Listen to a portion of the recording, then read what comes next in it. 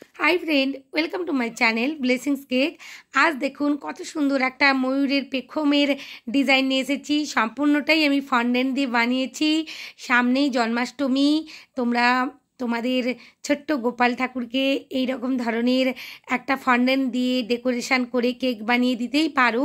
আর যারা ফন্ডেন্টের কাজ শিখতে চাচ্ছ, ফন্ডেন্টের টপারগুলো বানানোর জন্য বারবার ভাবছো যে কিভাবে বানাবো, তো এই ভিডিওয় সম্পূর্ণভাবে আমি সমস্ত কিছু নিখুঁতভাবে বলার চেষ্টা করেছি, বা টপারগুলো কিভাবে বানিয়েছি, ফন্ডেন্টটা কিভাবে এই বর্ষাকালে ম্যানেজ করব সেটাও আমরা ভেবে উঠতে পারি না। তো আমি এই ভিডিওর মধ্যে খুব ভালোভাবে বলার চেষ্টা করেছি বা দেখানোর চেষ্টা করেছি কিভাবে আমি কাজটা করেছি। তোমরা ভিডিওটা স্কিপ না করে দেখো, তাহলে পারফেক্টভাবে একটা এভাবে ফন্ডেন্ট নিয়ে কাজ করতে পারবে আর টপার বানাতে পারবে। দেখো এখানে আমি সবুজ কালারের ফন্ডেন্ট নিয়েছি আর একটু এখানে ভায়োলেট কালারের ফন্ডেন্টও রেডি করেছি। অবশ্যই সবুজ কালারের ফন্ডেন্টটা আমি সবুজ কালারেরই ফন্ডেন্ট নিয়েছি, আর এখানে যে ভায়োলেট কালারটা বানিয়েছি এখানে লিকুইড জেল কালার মিশিয়ে নিয়েছি হোয়াইট কালারের ফন্ডেন্টের সাথে। আর আমার এই টপারের যদি ডিজাইনটা তোমাদের ভালো লাগে প্লিজ আমার চ্যানেলটা সাবস্ক্রাইব করবার অনুরোধ জানালাম। আর সবাই অবশ্যই বাড়িতে চেষ্টা করো, যারা কেক বানাচ্ছ বা ফন্ডেন্ট নিয়ে কাজ করতে চাচ্ছ পারছো না। বর্ষাকালে সবসময় এই ফন্ডেন্ট নিয়ে কাজ করতে গিয়ে আমরা অসুবিধার মধ্যে পড়ি, কিন্তু একটু ভালো কোম্পানির যদি ফন্ডেন্ট নিয়ে কাজ করো তো পারফেক্টভাবে পারবে, সেটা আমি মনেই করি। আর দেখো এখানে আমি ভালোভাবেই দেখিয়ে দিচ্ছি কিভাবে ছোট থেকে বড় কয়েকটা কুকিজ কাটার ছিল আমার কাছে, সেগুলো দিয়ে আমি কেটে নিলাম। আর কাটিংটা আমি কিভাবে করছি ভিডিওর মাধ্যমে দেখিয়েই দিচ্ছি। আর কতটা পরিমাণ আমি বেলছি সেটাও লক্ষ্য করে নিও, কারণ বেশি কিন্তু পাতলা করে বেলছি না। বেশি পাতলা করে বেললে কখনোই ফন্ডেন্টটা উঠে আসবে না, আটকে রয়ে যাবে ফন্ডেন্ট ম্যাটের মধ্যেই। আর কোন কালারটা কিসের মধ্যে দিচ্ছি, কিভাবে লাগিয়ে নিচ্ছি সেটাও তোমরা একটু ভিডিওর সাহায্যে দেখে নিও। আর দেখো এখানে কিন্তু আমি কোনো রকমের জল ব্যবহার করছি না, কারণ এখন বর্ষাকাল, এমনিতেই ওয়েদারে ভীষণভাবে জলীয় বাষ্প আছে। যদি আমরা ফন্ডেন্টের মধ্যে জল ব্যবহার করে দিই তাহলে ফন্ডেন্টগুলো একটার সাথে আরেকটা এমনভাবে আটকে যাবে যে কাজ করাই যাবে না। এখানে ব্লু পর্যন্ত রাখলেই ঠিক ছিল, আমার যেন মনে হচ্ছিল ভেতরের অংশে একটু ইয়েলো আর অরেঞ্জ দিলে আরও খুব সুন্দর দেখতে লাগবে, তো আমি সেই অনুযায়ী করে নিয়েছি। তোমরা তোমাদের পছন্দ অনুযায়ী এই ইয়েলো আর অরেঞ্জটা দিতেও পারো। ফন্ডেন্টটা যে আমি মাঝের অংশে দিলাম, আবার নাও দিতে পারো। যদি ভালো লেগে থাকে তো কমেন্ট করো যে ভালো লাগছে কিনা ওই ইয়েলো আর হলুদ যে ফন্ডেন্টটা আমি মাঝে দিয়েছি। আর ভিডিওটা উপকারে এলে অবশ্যই চ্যানেলটা সাবস্ক্রাইব করবার অনুরোধ জানালাম। দেখো খুব সুন্দরভাবে আমি একটা এখানে ফন্ডেন্টের টুলস দিয়ে একটা এফেক্ট দিচ্ছি, যেভাবে আমরা পালকগুলো দেখে থাকি, ময়ূরের পেখম বলো বা পালক বলো যে কৃষ্ণ ঠাকুরের মাথায় থাকে, তো সেই রকমভাবেই আমি এখানে একটা ফন্ডেন্ট টুল দিয়ে এফেক্ট দিচ্ছি। এই ভিডিওটা আমি একটু তাড়াতাড়ি আপলোড করছি, এখনও জন্মাষ্টমী দেরি আছে, কিন্তু যারা ফন্ডেন্ট দিয়ে একটা ডেকোরেশন করে কেক প্রেজেন্ট করতে চাও তো তাদের জন্য আমি এই ভিডিওটা আপলোড করলাম, কারণ তাদেরকে প্র্যাকটিস করতে হবে। কখনোই এই ধরনের ফন্ডেন্টের কাজগুলো দেখলাম আর করে নিতে পারবো এরকম ধরনের কোনো ব্যাপার নয়, এটা ভীষণভাবেই প্র্যাকটিসের একটা কাজ। এখানে দেখো আমি একটু গোল্ডেন ডাস্ট করে নিচ্ছি যাতে আরও খুব সুন্দরভাবে গ্লেজ দেয় এই টপারটা। এই ধরনের গোল্ডেন ডাস্টগুলো তোমরা যে কোনো বেকারির দোকানেই পেয়ে যাবে। দেখো খুব সুন্দর দেখাচ্ছে। আমি আরেকটাও বানিয়ে দেখাচ্ছি, অলরেডি গ্রিন কালারের আর ভায়োলেট কালারেরটা আমি কেটে নিয়েছি।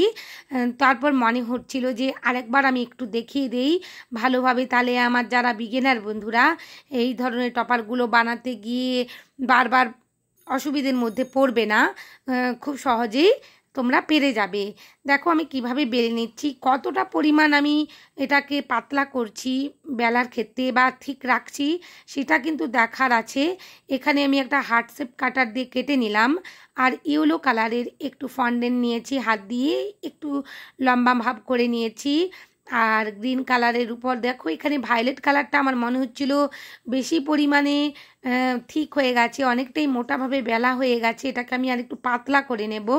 এগুলো খুবই লক্ষ্য রাখতে হবে এই টপারগুলো বানানোর ক্ষেত্রে, কারণ বেশি পরিমাণে মোটা হয়ে গেলে দেখতে খুব একটা ভালো লাগবে না, বা তুমি যখন এটাকে ফন্ডেন্টের টুলস দিয়ে এফেক্ট দিতে যাবে এটা কখনোই এফেক্ট পড়বে না, আর একটার সাথে আরেকটা লেয়ার ভালোভাবে মিশবে না। সেক্ষেত্রে এই দিকগুলোও লক্ষ্য রাখতে হবে কতটা পরিমাণ আমি বেলে নেব ফন্ডেন্টটা। আশা করছি তোমরা যারা শিখতে চাইছো তোমরা অবশ্যই উপকারে পাবে এই ভিডিওটার সাহায্যে। আর দেখো কত সুন্দর দেখতে লাগছে, মনে হচ্ছে এক্ষুনি গিয়ে গোপাল ঠাকুরের মাথায় বসিয়ে দেই, শ্রীকৃষ্ণের মাথায়। তো তোমরা অবশ্যই বানিও। আর এই টপারটার মধ্যেও আমি গোল্ডেন ডাস্ট করে নিলাম। এরপর আমি মটকি বানিয়ে নেব, যেটাকে মটকাও বলা হয়, যার মধ্যে কৃষ্ণ ঠাকুরের আমরা মাখন রাখি। তো মাখন আমি একটা লাইভে আমার মটকি ডিজাইন কেক শেয়ার করেছি, কীভাবে এই জন্মাষ্টমীতে তোমরা মটকি ডিজাইন কেক বানাবে। তো তোমরা সেটা প্লিজ একটু সময় করে দেখে নিও, বাড়িতে পারফেক্টভাবে একটা মটকি ডিজাইন কেক বানাতে পারবে। আর এখন আমি এখানে ফন্ডেন্ট দিয়ে বানিয়ে দেখাচ্ছি তোমাদের কিভাবে ফন্ডেন্ট দিয়ে মটকি বানাবে। এখানে একটু ব্রাউন কালারের আমি ফন্ডেন্ট নিয়ে নিয়েছি, সেটা একটু হাতের সাহায্যে ঘটির মতন করে নিয়েছি, যেটাকে কলসিও বলা চলে, কলসির মতনই করে নিয়েছি বললে ভালো হয়। তারপর নিচের অংশটা একটু আমি সরু মতন করে নিলাম যাতে ভালোভাবে বসানো যায়। আর এখানে মোল্ডটা যে ব্যবহার করছি এটা সিলিকনের একটা মোল্ড। আমি ফন্ডেন্টের যে চারিদিকে রাউন্ড করে, ফন্ডেন্ট কেকগুলোর চারিদিকে রাউন্ড করে যে ডিজাইনটা দেওয়া হয় বর্ডারে, তার জন্যই কিনে এনেছিলাম। তো আমার মনে হচ্ছিল এই মটকির মধ্যে একটু এইভাবেই ডিজাইনটা আমি দিয়ে দিই, তাহলে দেখতে ভালো লাগবে। তাই সিলিকনের ফন্ডেন্টের ওই যে মোল্ডটা, ওর মধ্যে আমি একটু ফন্ডেন্টটা ভালোভাবে টাইলস পাউডার অল্প করে দিয়ে একটু মেখে নিয়েছি। মেখে নিয়ে তারপরেই এফেক্ট দিয়ে ফেলেছি। দেখো কত সুন্দর দেখতে লাগছে। কলসির মুখটার অংশে আমি বসিয়ে দিচ্ছি। এরপর যতটা অংশ বেশি হচ্ছিল আমি একটু কেটে নেব এক্সোটো নাইফ দিয়ে। খুবই আলতো হাতে কেটে নিতে হবে, নাহলে যে এফেক্টটা হয়েছে সেটা গড়বড় হয়ে যাবে। এই যে অংশটা জয়েন হচ্ছিল ভালোভাবে জুড়ে নিলাম। খুব সুন্দর দেখাচ্ছে, দেখতে খুব ভালো লাগছে। এগুলো আমি কেকের উপর বসিয়েও দেখাবো, একটা কেকের ভিডিও বানিয়ে নেব। আর এরপর আমি বাঁশি করে নিচ্ছি। গোপালের হাতে যে বাঁশি থাকে, এখানে একটু ইয়েলো কালারের আমি ফন্ডেন্ট নিয়েছি, একটু স্কিওয়ার কেটে নিচ্ছি। স্কিওয়ারটা মেপে নিলাম কতটা বড় আমি একটা বাঁশি বানাবো সেই অনুযায়ী। এরপর ফন্ডেন্ট আমি আটকে নিচ্ছি, যাতে এই স্কিওয়ারটা নেওয়ার একটাই কারণ ফন্ডেন্টটা যাতে একটু স্টিপি ভাব থাকে বা সোজা হয়ে থাকে, বেঁকে না যায়।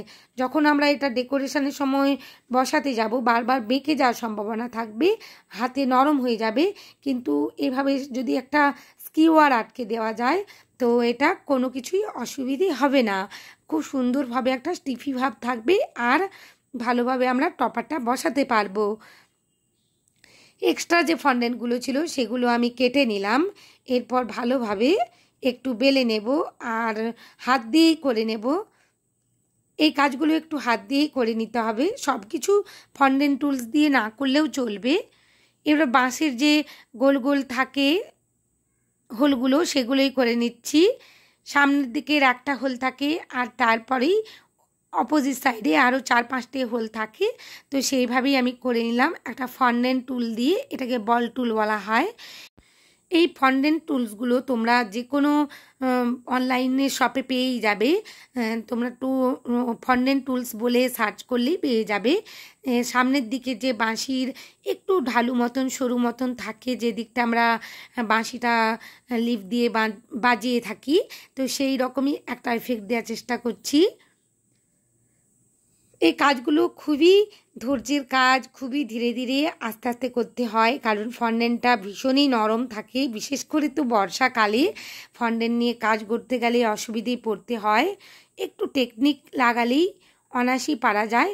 বাঁশির যে একটা রিবন থাকে সেটাই করে নেওয়ার চেষ্টা করলাম। এখানে রেড কালারের একটু ফন্ডেন্ট নিয়েছি আর সেটাই একটু সরু করে লম্বা করে নিয়ে বাঁশির মধ্যে আটকে দিয়েছি।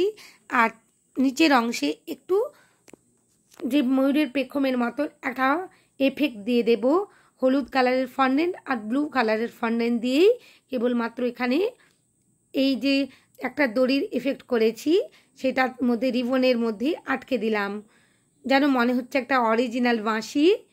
কেমন লাগছে বাঁশিটা অবশ্যই তোমরা কমেন্ট করো, লাইক করতে ভুলো না। আর বাঁশির মধ্যেও আমি একটু গোল্ডেন ডাস্ট লাগিয়ে নিচ্ছি যাতে আরও সুন্দর একটা এফেক্ট দেয়, একটা গ্লেজি ভাব আসে, যাতে করে টপারগুলো আরও সুন্দর দেখায়। এই টপারগুলো অবশ্যই তোমরা সেট করে নেবে বানানোর পর একটা এয়ারটাইট বক্সের মধ্যে, একদিন আগেই বানিয়ে রাখবে।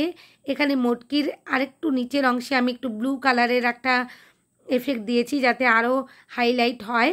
এরপর আমি এয়ারটাইট বক্সের মধ্যে একটু বেকিং পেপার, যেটা দিয়ে আমি কেক বেক করি, যে পেপারটা ইউজ করি সেই পেপারটা বসিয়ে দিয়েছি, তার মধ্যে আমি রেখে দেব।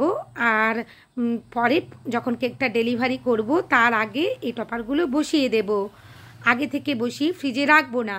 আর মটকির মধ্যে একটু মাখন করে নিচ্ছি। যদি ভালো লাগে বন্ধুরা লাইক শেয়ার কমেন্ট করো, আর নতুন বন্ধু হয়ে থাকলে চ্যানেলটা সাবস্ক্রাইব করবার অনুরোধ জানালাম। আর বাড়িতে অবশ্যই বানিও। সবাই খুব ভালো থেকো। অনেক ধন্যবাদ আমার ভিডিও দেখার জন্য।